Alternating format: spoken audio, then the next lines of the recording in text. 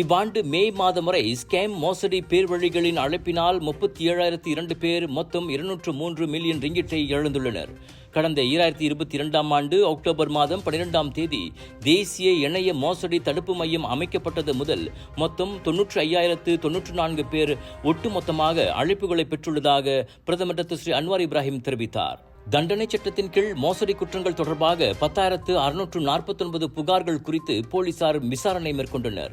சட்டவிரோத பண பரிமாற்றம் தொடர்பாக 74 விசாரணைகள் மேற்கொள்ளப்பட்டதோடு 72.38 மில்லியன் ரிங்கிட் மதிப்புள்ள 637 கணக்குகள் முடக்கப்பட்டுள்ளதாக நாடாளுமன்றத்தில் இணைய மோசடி தொடர்பான கேள்விக்கு எழுத்துப்பூர்வமாக வழங்கிய பதிலில் அன்வார் தெரிவித்திருக்கிறார்.